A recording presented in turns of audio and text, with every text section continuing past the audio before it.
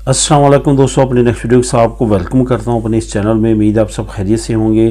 तो दोस्तों चलते हैं आज की अहम न्यूज़ की जानिब। सबसे पहले तो जो कल मैंने आप लोगों के साथ इन्फॉर्मेशन शेयर की थी, ताज़ा तरीन जो अपडेट्स थी वर्क परमिट से रिलेटेड, वीज़ा से रिलेटेड, वो मैंने आप लोगों के साथ शेयर की थी। फैमिली वीज़े के बारे में बात हुई थी, तो उस पर काफ़ी दोस्तों के कुछ कमेंट आए हैं। स्पेशली भाई को बुलवाने के लिए कुछ कमेंट आए हैं। उसके बाद वर्क परमिट का पूछा गया कि वर्क परमिट की कीमत क्या है, क्या तरीक़ाकार है, इसके बारे में सबसे पहले तो हम बात करेंगे। उसके बाद बच्चों के लिए कुछ नए अमदादी पैकेज हैं, उस पर बात करेंगे। दो मज़ीद ममालिक हैं जिनके साथ स्पेन की नेशनलिटी के मुआहदे हैं लेकिन हमारे इल्म में नहीं है। उसके बारे में रिसर्च करने पे पता चला है कि उन दो ममालिक के साथ भी स्पेन के मुआहदे हैं और उनमें से एक ममालिक में हमारी काफ़ी बड़ी कम्युनिटी है जिनके पास उस मुल्क की नेशनलिटी है, वो फ़ायदा उठा सकते हैं इससे। इस पे बात करेंगे। उसके बाद आखिर में बात करेंगे कि यूरोपीय यूनियन ने कुछ रिपोर्ट्स दी हैं स्पेन के बारे में जो कि ख़तरनाक रिपोर्ट्स हैं स्पेन की इकॉनमी के बारे में और ओवरऑल अगर स्पेन की कंडीशन को देखा जाए। इस पे बात करेंगे वीडियो के आखिर में। सबसे पहले तो भाई को बुलवाने का कौन सा बेहतर तरीका, यहाँ पे मैं आपको दोस्तों बताता चलूँ, मैं ऐसी जो इन्फॉर्मेशन होती है जो बगैर लिंक के होती है, ये अमूमन तौर पे आप लोगों के साथ वो इन्फॉर्मेशन शेयर करता हूँ जो प्रैक्टिकली कुछ लोगों ने की होती है और उनके साथ मेरी बातचीत हुई होती है और मैं उनसे पूरी इन्फॉर्मेशन लेता हूँ, आप लोगों के साथ शेयर करता हूँ। इसी तरह कुछ लोगों के साथ मेरी बातचीत हुई है जिन्होंने अपने भाइयों को बुलवाया इसी तरीके के साथ। यहाँ पे एक दो चीज़ों को याद रखें जो सबसे फास्ट और बेहतरीन तरीका है, जो थ्रू प्रॉपर चैनल है जिसके ज़रिए लोगों ने काफ़ी अपने भाइयों को बुलवाया लीगल और आते ही वो लीगल हुए हैं। वो ये है कि यहाँ पे वो ख़ुद काफ़ी ज़्यादा सेटल थे, उनका बिज़नेस था, टैक्स उन्होंने 1-2 साल पहले ही अच्छा पे करना शुरू कर दिया। जहाँ तक गवर्नमेंट ने देखना था वहाँ तक उन्होंने बहुत अच्छा शो किया और अपने बिज़नेस को प्रॉफिट में लेके गए और टैक्स अच्छा पे किया, अपनी इनकम अच्छी शो करवाई। उसके बाद उन्होंने एक काम और किया, वो ये किया कि हर महीने कुछ ना कुछ अपने भाई को वहाँ पे रकम भेजते रहे उसके ख़र्चे के लिए। हुआ क्या कि जब साल 1.5 साल हो चुका था ये प्रोसेस करते हुए, तो उन्होंने अपनी फर्म का, अपने बिज़नेस का, अपनी ऑटोनोमो का जो भी उनका कारोबार था, मैं जिनको जानता हूँ उनका अमूमन कंस्ट्रक्शन का काम था, उनकी ये इम्प्रेसा था कंस्ट्रक्शन का।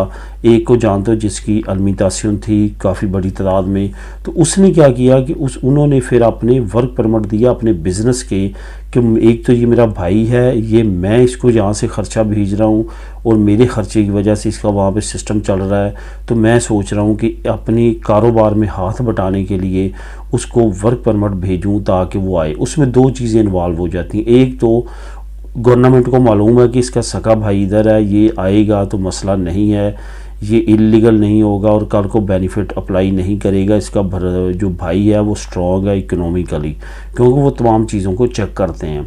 उसके बाद यहाँ से इस तरह खैरिया उसका वर्क परमिट पास कर देती है और जितने लोगों से मेरी बात हुई है उनके तमाम के तमाम उधर से भी वर्क परमिट पास हुए हैं और वहाँ से भी वो डायरेक्ट परमानेंट जो होता है, यानी कि परमानेंट से मुराद ये कि आते उनको जो है वो रेजिडेंसी मिल जाती है। उसके बाद उन्होंने डायरेक्ट आगे जाके जैसे वो अपनी टेम्परेरी पास करते हैं तो परमानेंट ही लेनी होती है। ऐसे नहीं होता कि यहाँ पे वो इलीगल टाइम गुजारेंगे, टेम्परेरी लेंगे फिर परमानेंट लेंगे। आते ही वो यहाँ पे टेम्परेरी उनको मिल जाती है और उसके बाद वो प्रोसेस आगे परमानेंट की तरफ डायरेक्ट चला जाता है।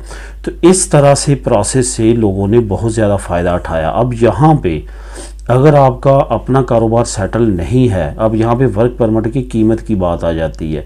जैसे एक दोस्त ने कमेंट किया कि मेरी बेटी है तो उनके लिए मैं वर्क परमिट लेना चाहता हूँ, तो कौन सा बेहतर रहेगा और दूसरा उनकी कीमत क्या है। कीमत दोस्तों वही है नॉर्मली जो चल रही है, जो मेरे इल्म में है, वो जो अरेगो सोशल के लिए लोग कॉन्ट्रैक्ट देते हैं सिमिलर टू अरेगो सोशल वही तकरीबन चार्ज किया जा रहा है इस वर्क परमिट के लिए भी। तो इस वजह से वर्क परमिट की वही तकरीबन प्राइस है जो कि नॉर्मली अरेगो सोशल के लिए चल रही है। तो इस तरह से अगर आपका अपना बिज़नेस नहीं है तो फिर आपको ख़रीदना पड़ेगा और ख़रीदने के आपको प्रोसेस का तमाम का पता है कि किस तरह से यहाँ पे वर्क परमिट हासिल किया जाता है और किस तरह से उसको फ़ायदा किया जाता है।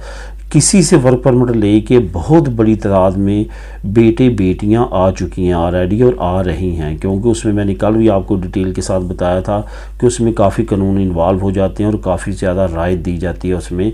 और उसमें तो बेशुमार लोग जो है तकरीबन जितने अप्लाई कर रहे हैं उतने के उतने लोग आ रहे हैं जिनकी उम्र 18 साल से ज़्यादा थी लेकिन फैमिलीज़ के साथ नहीं आ सके, तो उनको जो है उनके वालिदैन यहाँ पे बुला रहे हैं। उनके तकरीबन तमाम के अब वर्क परमिट अगर ठीक है तो लग रहे हैं। और आपको और बात भी बताता चलूँ कि वर्क परमिट की माशी और दूसरे जो काम हैं, जो इम्प्रेसी की और ऑटोनोमस की कंडीशन है, वो पहले की तरह नहीं देखी जा रही, कुछ रायत बरती जा रही है, स्पेशली रेगो सोशल में भी और इन वर्क परमिट्स में भी।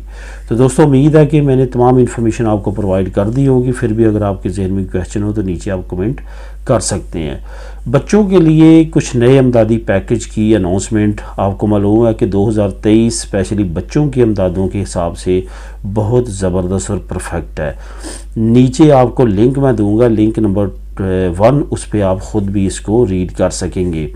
दोस्तों मसला क्या है? मसला ये है कि 2020 में स्पेन की आबादी थोड़ी सी इंक्रीज़ हुई, 2021 में थोड़ी सी इंक्रीज़ हुई, 2022 में दोबारा डिक्रीज़ हो चुकी है।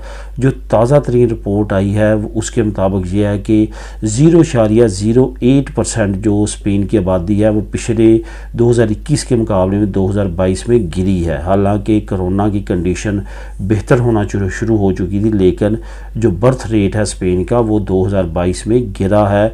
और यही वजह है कि हुकूमत मुख्तलिफ पैकेजेस ले के आ रही है ताकि वालिदैन ज़्यादा से ज़्यादा जो है वो बर्थ रेट की तरफ जाएं।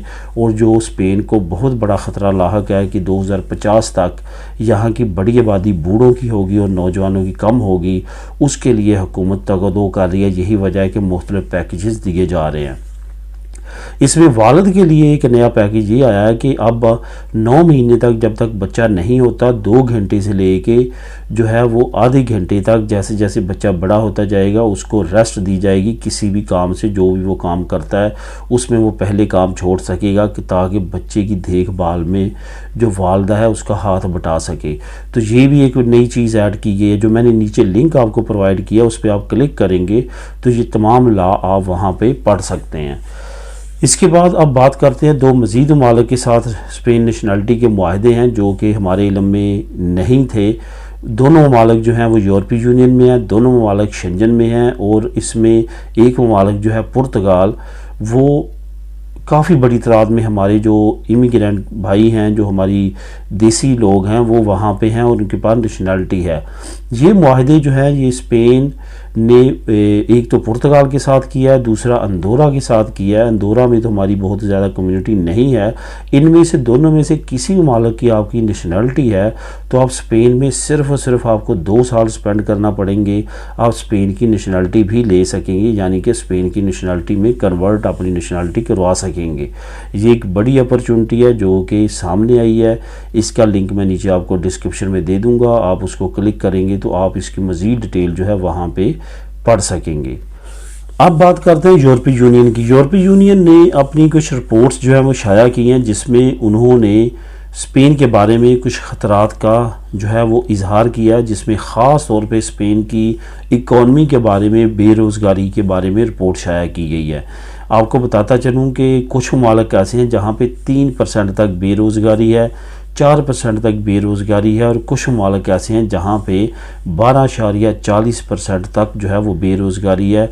और वो ममालिक है में से सबसे ऊपर जो है वो स्पेन है, यानी कि स्पेन में सबसे ज़्यादा बेरोज़गारी है। बेरोज़गारी की रेशो अब स्पेन की ग्रीस, इटली, पुर्तगाल से भी बढ़ चुकी है। यानी कि स्पेन में बेरोज़गार लोग जो हैं वो तमाम यूरोपीय यूनियन में जितने ममालिक हैं 30 के करीब, उनमें सबसे ज़्यादा बेरोज़गारी जो है वो स्पेन में पाई जाती है। यही वजह है कि इकनॉमिकली भी काफ़ी ज़्यादा ख़तरात लाहक हैं, जिसके बारे में यूरोपीय यूनियन ने ख़बरदार किया है कि इसके बारे में बड़े लेवल पे स्पेन को स्टेप्स उठाना पड़ेंगे। आने वाले वक्त में इलेक्शन भी है स्पेन में, ये काफ़ी ज़्यादा बुरे इफ़ेक्ट डाल सकता है पसोई की हुकूमत पे, क्योंकि इन्होंने ये जो इकॉनमी की तमाम कंडीशन है इसको जो इस लेवल तक, अब बेरोज़गारी के लेवल तक पहुंचाया है, इसमें काफ़ी हद तक वोटर ये समझेंगे कि पसोई का भी हाथ है, क्योंकि अब तक कभी भी इतनी बड़ी हाई लेवल पे बेरोज़गारी नहीं रही, बल्कि कोरोना के बाद जो है वो रिकवरी होनी चाहिए थी, लेकिन बेरोज़गारी की कंडीशन मज़ीद अबतर हो चुकी है। अब इस पे पैकेजेस आएंगे और इस पैकेजेस में अब हुकूमत कोई नए पैकेज हो सकता है लेके आए। यहाँ पे आपको ये भी बताता चलूँ कि यूरोपीय यूनियन की तरफ से बर्थ रेट के बारे में बात की गई है। बर्थ रेट भी जो स्पेन का वो गिर चुका है, बढ़ने की बजाय अब दोबारा से 0.08% जो है वो आबादी स्पेन की पिछले साल की निस्बत बच्चों की पैदाइश कम हुई है 2022 में। इस रिपोर्ट के मुताबिक भी जो है वो स्पेन की कंडीशन अच्छी नहीं है, जो कि स्पेन काफ़ी अरसे से ये तगदो कर रहा है कि बर्थ रेट को बढ़ाया जाए, लेकिन ये बर्थ रेट दोबारा से गिर रहा है। तो दोस्तों ये थी आज की अहम न्यूज़ और इन्फॉर्मेशन। मिलेंगे नेक्स्ट वीडियो में नई अपडेट्स के साथ। अल्लाह हाफिज़।